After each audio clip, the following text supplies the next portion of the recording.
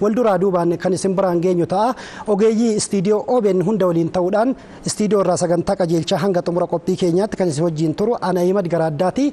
Bilisee Bayyanaa oduulee godinaalee irraa nu qaqqaban erga isin biraan geesseen booda anaan gara boodaa walitti deebina. Turtii gaarii.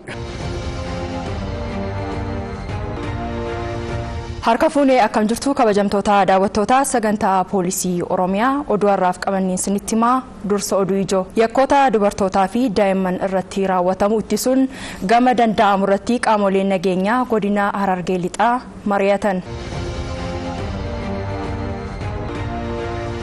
Manni murtii olaanaa godina Shawaa himatamtoota gareen qindaa'uun yakka hannaa konkolaattota irratti raawwatan hidhaa cimaan adabe.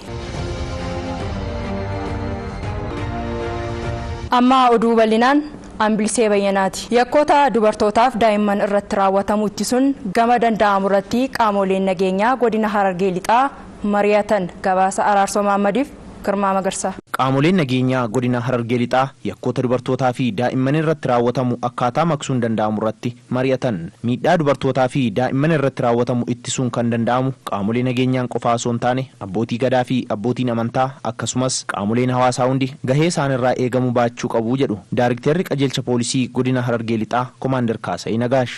Jaalateetii miti namni daa'ima ofii kan gatu gaafa akkas goote ammana itti murteessisiisnee jirraa murteen nuyi kennisiisne jennu sun nuyi akka waan hojii guddaa hojjenneetitti of ilaalina. Murteessisuun sun sirriidha akka namni irraa baratuuf.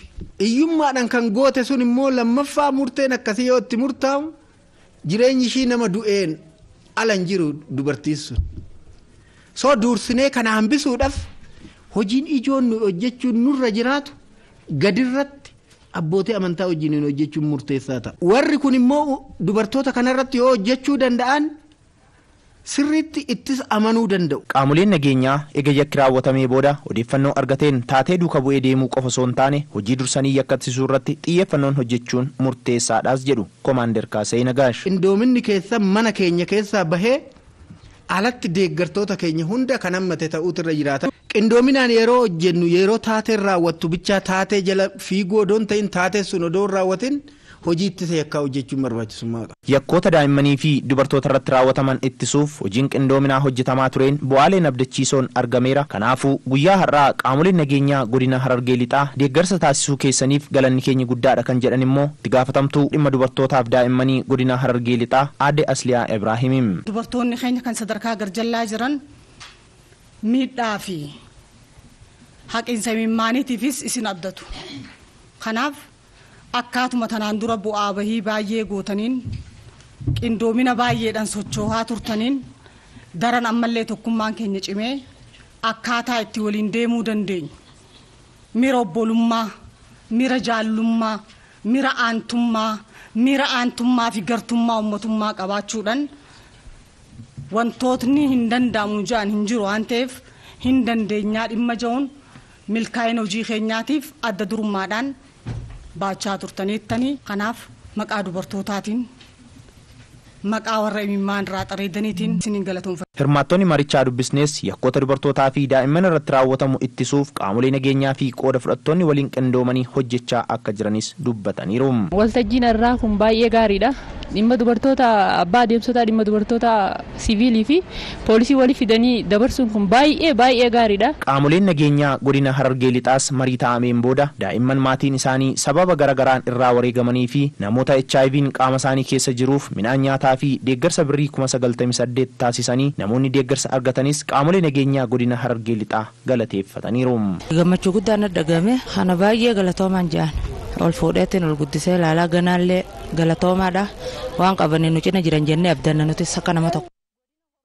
Godina Horroo Guduruu Wallaggaatti nageenya waaraa fiduuf hawaasaa fi qaamoleen nageenyaa sakatta'insa taasisaniin miseensota shanii irratti tarkaanfiin fudhatamu isaa poolisiin godinichaa beekse. Gabaasa Wandimmoo Waaqoyyaatiif Ahimad Garaaddaa. Jiraattonni dubbisne tokko dararaa fi miidhaa shaneen isaan irraan gahaa ture hamaa ta'uu hubatanii tibbana qaamolee nageenyaa waliin sakatta'insa bosonaa gaggeessaniin bu'aa argamettis kan gammadan ta'uu dubbatu.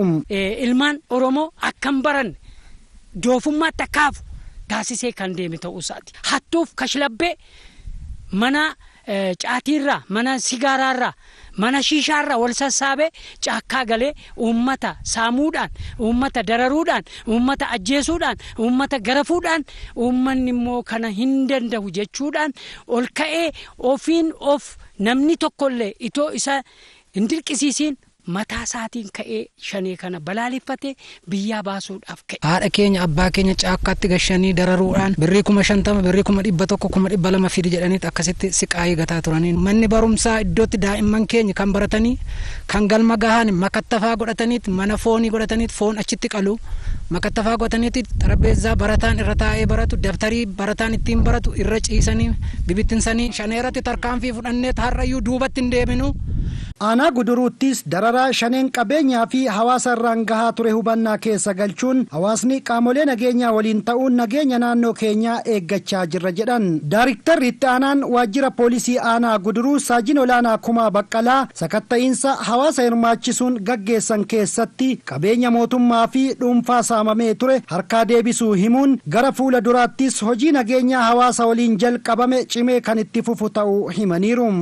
Uummanni keenya abbaa qabeenyaas haa ta'u caasaa keenyas haa ta'u caasaa mootummaa milishaa keenya irraa kaasee poolisii keenya irraa kaasee shaneen caakkaa galtee hattuun kun jechuudha kaleessa kan horii keenya hataa turte horii uummata keenya hataa turte qaama nageenya walii galaa hin turre har'a immoo maqaa abaa'oo shaneedhaan qabattee caakkaa galtee uummata keenya dararaa jirti jechuudha 250 nama tokko qabdee mucaa maatii milishaa keenyaa fuutee haadha manaa milishaa keenyaa fuutee caasaa ijoollee poolisii keenyaa fuutee 200 gaafatti 300 gaafatti kana gaafattee dararaa hin taane waan gaggeessaa jirtuuf uummanni miidhaa hedduu keessa waan jiruudhaaf nuti hamma yoomiitti 2012 irraa kaasee hamma ammaatti uummanni keenya dararamaa jira dheeti qaama nageenya aanaa Guduruu wajjin wal qabateeti harka wal qabatee waan qabuutiin duulee diinas rukutee tarkaanfiidhaan agarsiiseera jechuudha. Bulchaan aanaa Guduruu obbo Doshaa Tafarraa duulli qindoominaa hawaasaa fi qaamolee nageenyaan gaggeeffame kun dhaabbilee garaagaraa shaneen qabattee turte gadi lakkisiisuun hojiin milkaa'aan hojjetameeras jedhaniiru. Bakka isaan kaampii godhanitti fayyadamaa turan meeshaalee qabatamaa sirrii ta'e meeshaalee duuba mul'atan kun hojii kana keessatti kan hojjetamaniif mootor saayikoloota yeroo adda addaa ittiin halkan deemanii qonnaan bulaa keenya uummata keenya ittiin dararaa turan harkaa kan buufame bakka isaanitti mana barumsaa dirree adda addaa godhanii dirree waraanaa godhanii itti fayyadamaa turanitti horii qalachuuf bakka isaan qophaa'anitti harkaa buufame. Godinicha keessatti lubbuu namaa balleessuu irraa kaasee hanga hojii misoomaa danquun dararaa shaneen hawaasa irraan gahaa ture hambisuuf hojjetamaa jira kan jedhan immoo bulchaa bulchiinsa godina Horroo Guduruu Wallaggaa obbo Mirreessaa Fiixeeti.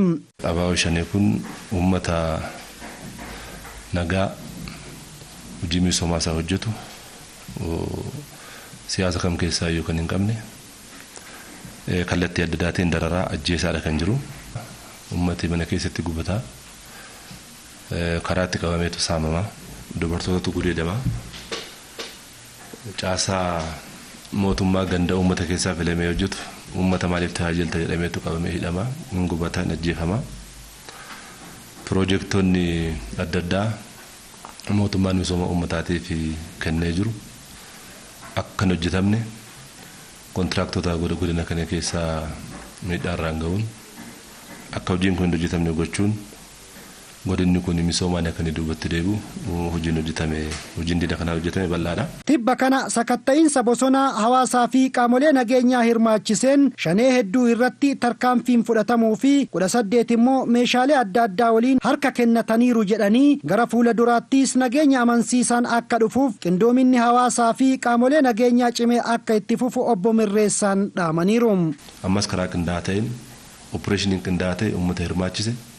Caasaa nageenyaa fi caasaa mootummaa gaggeessaan waliin qindaa'e uummata ijaaree ganda ijaarame keessatti ganda diigamee ture ijaarame keessatti uummanni akka deebisee ittiin gashine uummanni naannoo isaa akka eeggatu uummata ijaaruu fi deeggaruudha jechuudha. Godina Arsii Lixaa aanaa Shaashamanneetti nageenyaa fi olaantummaa seeraa mirkaneessuuf hawaasaa fi qaamolee nageenyaa qindoominaan hojjechaa jiru. Ayimar Xaqasaa dabalata qaba. Aanaan Shaashamannee sochiiwwan daldalaa kallattii hedduun keessummeessuu irraa kan ka'e yakkoonni akka hannaa saamicha daandii fi ajjechaan ciccimaan keessatti raawwatamaa tureera. Keessattuu daldalli seeraan alaa fi kontiroobaandiin akkasuma baalli sammuu namaa hadochuu aanicha keessatti bal'inaan ni mul'ata. Haa ta'u malee rakkoowwan aanicha keessatti mul'atan hambisuuf hubannaa kennuun hawaasa hojii nageenya kabachiisuu keessatti hirmaachisuun hojii hojjetameen bu'aan argamuusaa Daayirektarii ittaanaa waajjira poolisii aanaa Shaashamannee Koomaandar Shimallis Qannoo fi diviiziniin nageenya naannoo mirkaneessaa waajjira poolisii aanichaa Saajin Olaanaa Hussein Hirphoo ni dubbatu. Uummanni keenya hubannoo miidhaa yakki namarratti geggeessu hubatee akka ittisuu danda'u poolisii fi qaama nageenyaa yakka ittisuu irratti akka deeggaruu danda'u ofiisaallee wal gorsee qeesaa akka eeggatu naannoo isaa garii isaa zoonii isaa dabalatee ganda isaa akka eeguu danda'u hubannoon bal'inaan geggeeffamaa tureera.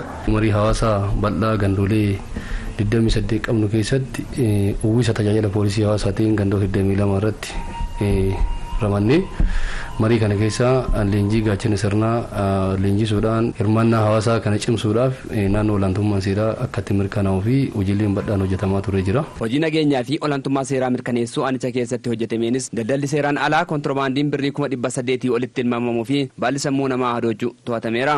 Akkasuma yakkoota bu'uuraalee misoomaa irratti raawwataman ittisuufis hawaasa wajjin qindoominaan hojjechuun shakkamtoota irratti adabbii barsiisaa ta'e kennisiisaa kan jiran ta'uu diviiziniin qorannaa yakkaa fi murtii haqaa kennisiisaa waajjira poolisii aanaa Shaashamannee Inspektarii Ittaanaa Anteena Ingidaa fi Saajin Olaanaa Hussein Hirphoo himaniiru. Ibsaa biyya irraa kara biyyaa deemu sibiila taaworii jira. Isa faa hiikaniit gurguru. Battalumatti qabanii uummanni nu kenneet qabsiisneet ciraa wajjin nutti fidanii walumaan qorannee uummatuma isa wajjin waggaas 12 10 8 9 kan itti adabsiisnee jira. Wannoon alseerummaa ta'e babal'ataa ture hawaasaa kennuudhaan kan akka kaanaabisii yookaan ashiishii jedhamu as keessatti kan laallamu kun naannoo kuntaalli 60 ta'u yeroo hawaasaatiin gandoota keessatti qabamaa jira. Foddee tokko qabnee to'annee naannoo makiinaa tokko akka ta'u gara gumrukatti ergineera jechuudha. Miseensonni poolisii aanaa Shaashamannee dubbisne tokko hojii hirmaannaa hawaasaa fi qindoomina qooda fudhattootaan hojjetamaa jiruun yakkoonni asiin dura raawwatamaa turan hir'achaa kan jiran ta'uu dubbatu.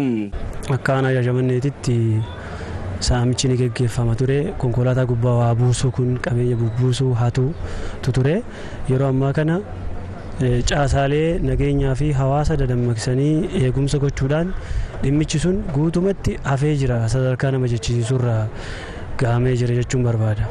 Hubannoo nageenya irratti hawaasni qabu yeroo ammaa kana keessattuu baala sammuu nama hadeechu gandoota baadiyyaa keessattuu naannoo ganda culullee habaraa irra baalli ashiishii nama hadoosu yeroo ammaa kan to'atamee jiru ta'uu isaa. Barattoonni aanaa Shaashamannees qaamolee nageenyaa waliin ta'uun nageenya ganda isaanii eeggachaa akka jiran himanii gara fuulduraatiifis qophii ta'uu dubbatu. Qaama nageenya ganda keenyaatiif bulchiinsa gaarii ganda keenyaa wajjin cinaa wal hiriirree isaan wajjin dhaabannee koomunitii poolisiingii waliin deebinni kana sirna gaachanaa sirnaa waliin hunda keenya bakka hayyuu ta'ee abbaa amantaa ta'ee wacinaa hiriiree nageenya ganda keenya eeggataa jira guutumaan guutuutti. Manni murtii olaanaa godina Shawaa himatamtoota gareen qindaa'uun yakka hannaa konkolaattota irratti raawwatan hidhaa cimaan adabe. Maamar Kadir dabalata qaba. Godina Shawaa Bahaa aanaa Lumee fi Booratti himatamtoonni Alam Lammaa, Kokkob Mallasii fi Kaabbaa Badhaadhaa jedhaman karaa qaxxaamuraan duroomuuf jecha gareen qindaa'uun dukkana da'oo godhachuun konkolaattota garaagaraa waan hataniif eeruu hawaasni poolisiif kennan to'annoo seeraa jala ooluu isaanii Daayirektarri Ittaanaa qorannoo yakkaa fi murtee haqaa kennisiisuu qajeelcha poolisii godina Shawaa Bahaa Koomaandar Gazzany Ayyalaa fi itti gaafatamtuun mana hojii abbaa alangaa godinichaa Aaddee Dinqinesh Fayyisaa himaniiru. Godina Shawaa Bahaatti barana hojii guddaan hojjetamaa tureera. Warreen gaddaa ji'a sadaffaa eegalee hojiin guddaan hojjetameera. Sadaasa ji'a sadaffaa 2013 irraa kaasee sochiin guddaan hawaasa keessatti godhamaa ture. Isaan dura saamicha adda addaatu ture godina kana keessattuu daandii irratti konkolaataa dhaabsisuudhaan meeshaan dirqisiisanii shofeera keessaa buusanii lukaaf harka hidhuudhaan lafatti gatanii isa kaan immoo mukarratti fannisanii konkolaataa hedduu saamaa turanii gara konkolaataa 6 ol godina kana keessatti qulqulleessinee baasneerra. Akka mana hojii yookiin waajjira abbaa alangaatitti hojiiwwan ijoowwan nuti hojjennu keessaa inni tokko hubannoo seeraa hawaasaa cimsuudha. Kanaafuu hawaasni hubannoo seeraa kan argatee dhimmoota nama kaase dhimmoota akka eeruu kennuu fi ragaa bahuu kanarratti akka hojjechaa kan jiru ta'uu isaati. Konkolaachistoonni gochaatonni kun irratti raawwatan akkasiin ibsu. Bishaashamannee fe'eeteen Buttaajiraa geessee watan deebi'u halkan sa'a 7 wanni kun kanatti qunnamee jira. Jalqaba na qabanii dhagaan sarara tokko dhaabbateera. Lammaffaa sibiila jira, sadaffaa immoo makiina jira. Tartiiba sadiin daandii cufaniirani. Isaan namoota 5. Shanan keessaa tokkichi karaa harka mirgaatti karaa raddaatiin seenee achiin seenee kun afran asiin dhufanii haadas gamada guddaa tokko qabanii gamada diimaa wanni tokko qabanii isa fudhatanii dhufanii karaa kanaan na dhaabsanii kun asiin kaseen hoosoo asii achi na dhiibee asiin na buusanii afran na fuudhee deeman kun asiin seenu sun fudhateet ma deeme makiina fuudhanii mukarra nageessanii kan duubatti na hidhanii kana bakka lama hidhanii kan as keessa hidhanii kana miila ol deebisanii kan ammoo kokkee karanaaf karratti waxxaranidha. Galmeen ragaa poolisii fi abbaa alangaatiin erga irratti qulqullaa'ee booda mana murtii olaanaa godina Shawaa Bahaaf dhiyaata. Manni murtichaas galmee dhiyaateef erga mirkaneeffateen booda dhaddachatti bana ooleen himatamaa Alam Lammaa hidhaa cimaa waggaa 15, himatamaa Kokkob Mallas hidhaa waggaa 3 fi himatamtuu Kaabbaa Badhaadhaa hidhaa salphaa baatii 6 akka adabaman itti murteesseera. Murtiin balleessummaa yookiin adabbiin kennameera jechuudha.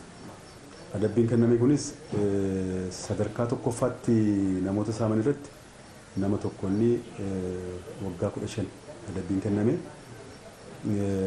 Kan isaa miiltoo isaa kan ta'e immoo kan gargaaraa isa wajjin ture waggaa 3 kan adabbiin kenname. Kan dhoksuudhaan yookiin meeshaa konkolaataa saamame kana dhoksuudhaan kan fayyadan immoo gara baatii 6 kan adabame jechuudha. Murtii kennames gahaa waan hin taaneef mirga oliyyannoo kan gaafatan ta'uu dubbatu qaamoleen haqaa dubbisne. Murtii kanarrattis nutis murtiin kenname kun bu'uura seeraa kan godhatee miti akkasumas immoo akkaataa ragaan keenya fi manneen keenya mirkaneessuun murtii barsiisaan ittiin kennamne jennee waan ilaalleef oliyyatatti gaafannee amma gargaarsa mana murtii gaafannee oliyyata eeggachaa kan jirrudha jechuudha. Akka manni keenya jedhu akka qorannoon keenya agarsiisu kana waan hin taaneef 671 baa nuti mannaa jalatti dhiyeessine kanatti nuuf adabuu qaba kan jedhu saniin itti amannee jirra waan ta'eef sana komannee gargaarsa mana murtii gaafannee amma oliyyata fudhachuu kan eeggachaa jiru ta'uu isaati jechuudha. Innaa waliigala adabbii kennameen nuti akka godinaatti komii qabna. Hojii guddaa kan hojjetame asitti garee qorannaa ijaaruudhaan qorattoonni aanaarraa walitti fiduudhaan abbaa alangaa godinaa waliin taane gadi fageenyaan qorannaan kun kan gaggeeffame jechuudha. Saamicha godina kana keessa jiru dhaabsisuudhaaf yookiin dhabamsiisuudhaaf namoonni kun seeratti dhiyaatanii adabbii argachuu qabu. Akka adabbii argataniif immoo gadi fageenyaan qorannaan gaggeeffame abbaa alangaanis galmeetti banee anqasii isa madaaluun banee mana murtiitti dhiyeessee jira. Haa ta'u garuu murtiin kenname gahaa miti. Godina Shawaa Kaabaatti qaamoleen haqaa fi hawaasni tajaajila saffisaa fi qulqulluu kennuun gama danda'amu irratti mari'atan gabaasa Malaakuu Tolaaf Ahimad Garaaddaa. Sirna haqaa faayidaa fi walqixxummaa lammiilee seera duratti qaban mirkaneessuuf ummatni tajaajila haqaa si'oomina qabu argachuu qaba. Godina Shawaa Kaabaatti hawaasni tajaajila haqaa iftoominaa fi haqa qabeessa ta'e argachuun gama danda'amu irratti mariin taa'ameera. Qopheessummaa waajjira mana hojii abbaa alangaa godina Shawaa Kaabaatiin mata duree haqaaf haqaan haa hojjennu jedhu irratti argamuun haasaa kan godhan bulchaa itti aanaan godina Shawaa Kaabaa obbo Taarikuu Nagaa itti quufinsa tajaajila haqaa mirkaneessuuf tumsi qaamolee hundaa murteessaa akka ta'e dubbataniiru. Yeroo kamiinuu caalaa cimsinee akkuma haqa barbaannu kabajamuu haqaatiif immoo tumsa nurraa eegamu of qabuuf of daangessuu tokko malee gochuudhaaf waan nurraa eegamuuf tumsa gochuudhaaf murteeffachaa of qopheessaa haqa barbaannu sanaaf gumaacha nurraa eegamu haqaaf dhaabbachuu haqaaf dubbachuu haqaaf ragaa ba'uu haqaaf gartummaa qabaachuudhaan haqa mirkaneessaa Marii kanarratti barreeffamni qorannoo kan dhiyaate yoo ta'u hirmaattonni marii kanaa ciminootaa fi hanqinoota tajaajila haqaa keessatti turanii fi xiyyeeffannoo barbaadan kaasaniiru. Murtii qulqulluu haqa qabeessa ta'e akka kennamu gochuudhaan toora kanatti hooggansi amma jiru kaka'umsaa fi xiyyeeffannoo guddaadhaan hojjechaa kan jiru ta'uusaa hin beekna. Itti gaafatamtuun biiroo mana hojii abbaa alangaa Oromiyaa Aadde Addunyaa Ahimad tajaajila haqaa keessatti hanqinaalee fi ciminoota adda baasanii qindoominaan hojjechuun murteessaa akka ta'e ibsaniiru. Kenna tajaajilaa wajji wal qabate rakkoon jirummoo maalinni maal fooyyessuu qabna? Abbootiin alangaa keenya kenna tajaajilaa waliin wal qabate haala kamiin hojjechaa jiru kan jedhu kan keessattis ilaalamee wantoota hanqina qabnu wantoota qaawwa qabnu kan itti duchuunus akka ta'u abdiin qaba jechuudha. Itti quufinsa tajaajila haqaa mirkaneessuuf ta'ee hojimaata riiformiiwwan haqaa qixa barbaadamuun hojii irra oolchuuf loojistikiin hudhaa ta'uu isaa ibsu hirmaattonni marichaa. Abbaan alangaa kunii fi qorattoonni akka barbaadan hojii kana akkaataa barbaadaniin galmaan ga'uudhaaf hanqinni loojistikiitii fi hanqinni bajjataa akkuma nama kaase waan jiruuf baay'ee xiqqoo kunuudhaan akka ta'eera. Karaan biraatiin immoo kan walqabsiisee ammas yeroo namni du'ullee reeffa qorachiisuudhaaf rakkoon bajjanni kophaatti kana ramadame waan hin jirreef yeroo baay'ee kan irratti yeroo waan nu rakkisu jira. Rakkoon loojistikii jira baajataanis wal qabate qaamolee haqaa kana keessatti gama mootummaatiin mootummaan amma humna isaas xiyyeeffannaallee haa kennu malee ammallee gama poolisiitiinis haa ta'u gama abbaa alangaatiin haa ta'u rakkooleen baajataa wal qabatanii fi loojistikiidhaan wal qabatan akka haqaatitti hudhaadhaa haqa lafa qabsiisuudhaaf jedhamanii dhimmoonni beekaman jiru. Itti gaafatamaan waajjira abbaa alangaa godina Shawaa Kaabaa obbo Gooshuu Laggasaa gaafii hirmaattota irraa ka'eef deebii kennaniiru. Godinni waajjira abbaa alangaa godinaa guyyaa guyyaadhaan yeroo yeroodhaan aanolee kana deeggaruu qaba. Hanqina isaanii cimina isaanii adda baasuu qaba. Deeggaruu qaba. Hordofuu qaba. Isa kana gochuudhaaf immoo konkolaataan jiraachuu qaba jechuudha. Olaantummaa seeraa kabachiisuuf ga'ee milishoota olaanaa ta'uun himame. Bulchiisa magaalaa Naqamteetti milishootni leenji'aa turan eebbifamaniiru. Gabaasa Dinqaa Bantiif Girmaa Magarsaa. Bulchiinsa magaalaa Naqamteetti milishoonni hawaasa keessaa filamuun leenji'aa turan eebbifaman. Milishoonni kunneen leenji'aa turan keessatti heera mootummaa, tooftaa loltummaa fi itti fayyadama meeshaa waraanaa irratti hubannoo kan argatan ta'us himameera. Kana malees milishoonni kunneen qaamolee nageenyaa waliin qindoomuun hojii qaamoleen nageenyaa hojjetan deeggaruudhaan nageenya naannawaa isaanii mirkaneessuuf kan hojjetan waan ta'eef bulchiinsi magaalaa Naqamtees kanuma hubachuun milishoota kanaaf bajata ramaduudhaan uffata heeraa bituudhaan hojii nageenyaa akka hojjetaniif kan hojjetaa jiru ta'uu itti gaafatamaan waajjira milishaa bulchiinsa magaalaa Naqamtee obbo Marabbaa Ayyaanaa himaniiru. Kaayyoon milishaa hojii idilee isaa hojjetaa nageenya naannaa isaatii akka kabachiisu labsiidhaan taa'eera. Akkasuma magaalaan keenyas akkuma magaalaa biraa rakkoo nageenyaa naangaa ollaa jiran miliqanii magaalaa keenya keessa galan hojii gurguddaa hojjechuudhaan milishaan dhaabbatu kun nageenya qaama nageenyaa biraa poolisii humna addaa akkasuma raayyaa ittisa biyyaa waliin hojiin gurguddaan magaalaa keenya keessatti hojjetameera. Walumaa galatti birrii miliyoona 1.6 wayiin uffata isin amma uffattanii uffata seeraa magaalaa Naqamtee baajata waajjira milishaatiif ramadameerraa akka isinii bitamu ta'eera. Seenaa biyyattii keessatti wayita lola Somaalee diinni biyyattii weeraruuf karaa bahaa yoo dhufu aarsaa lubbuu kaffaluun birmadummaa biyyattii kabachiisuu keessatti gaheen milishootaa olaanaa ta'uusaa seenaan ragaadha kan jedhan kantiibaan bulchiinsa magaalaa Naqamtee obbo Toleeraa Raggaasaa ammas milishoonni keenya qaamolee nageenyaa naannawaa keenyaa waliin qindoomanii nageenya biyyattii akka mirkaneessan abdii guutuu isaan irraa qabnas jedhaniiru. Qaamolee nageenyaa kan akka poolisii idilee, humna addaa, poolisii federaalaa, raayyaa ittisa biyyaa biratti hawaasaaf murteessaan gaachanni uummata keenya humni uummata keenya nageenya uummata keenya kabachiisuu kan danda'u milishaa ta'uusaa seenaa biyya kanaa keessattis ni beekama. Bara uummanni Itoophiyaa karaa bahaa Somaaleedhaan weeraramte daangaa biyya keenyaa kabachiisuu irra darbee olaantummaa guddaa gonfatee biyya kana kan bilisa baase milishaadha. Kanaaf biyya keenya keessatti milishaan qooda guddaa qaba, seenaa guddaa qaba. Isinis qooda guddaa fi seenaa guddaa waan qabdaniif itti gammaduu qabdu. Milishaan humna cimaa hawaasa keessaa bahe waan ta'eef kaayyoo hawaasummaas waan qabuufi kutannoo guutuudhaan halkanis guyyaas aarsaa barbaachisaa ta'u kaffaltanii nageenya magaalaa keenyaa akka kabachiistan isin irraa abdii guddaa qabna. Milishaan naannoo Oromiyaa nageenya naannichaa eeguurra darbee nageenya naannolee ollaa mirkaneessuu keessatti illee gaheen taphachaa ture laayyoo miti kan jedhan immoo itti aanaa biiroo bulchiinsaaf nageenyaa Oromiyaa Komishinar Tsaahi Nagaashim. Milishaan nagaaf nageenya uummata Oromoo eegsisu, mirga uummata Oromoo kabachiisu, uummata Oromootiif siif jira kan jedhu ijaaramaatiin jira. Humna hidhateetiin socho'e kan akka juuntaa, aba'oo shanee akkasumas finxaaleeyyii uummata Amaaraa